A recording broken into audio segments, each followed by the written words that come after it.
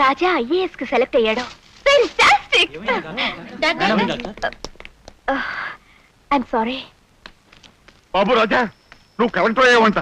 ఇదిగో ఉత్తరం వచ్చింది. పేదోళ్ళు శ్రమతో చదువుకున్నావు బాబు, అందుకే భగవంతుడు నీకు పట్టం కట్టాడు. నువ్వు కలెక్టర్ అయితే పేదోళ్ళ కష్టాలన్నీ తీరిపోతాయి బాబు.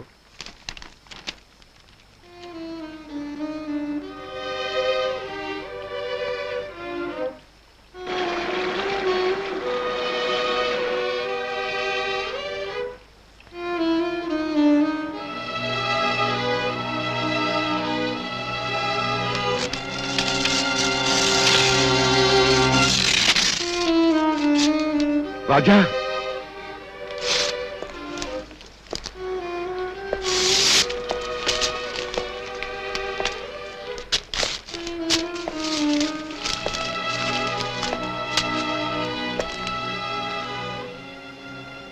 బాబా, చిన్నతనంలో నన్ను నిద్రపుచ్చడానికి ఒక కథ చెప్పేవాడివి, గుర్తుందా?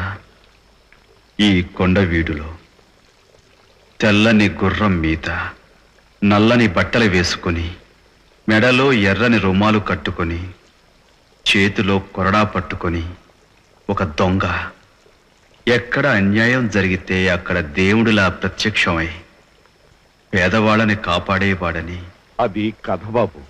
కొండవీటి దొంగ నిజంగా లేడు. ఉన్నాడు. రాజా, నన్ను నిద్రపుచ్చడానికి నువ్వు కొండవీటి దొంగ కథ చెప్పావు. నిద్రపోతున్న జాతిని జాగృతం చేయడానికి నేను కొండవీటి దొంగనవుతాను.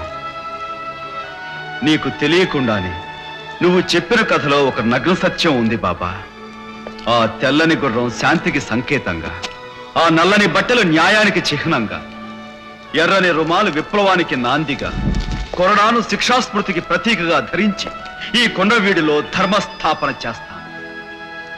సాధుజనుల్ని రక్షించడానికి, దుర్మార్గుల్ని శిక్షించడానికి కల్కికి మారు రూపమైన కొండవీటి దొంగ అవతారం ఎత్తుతాను.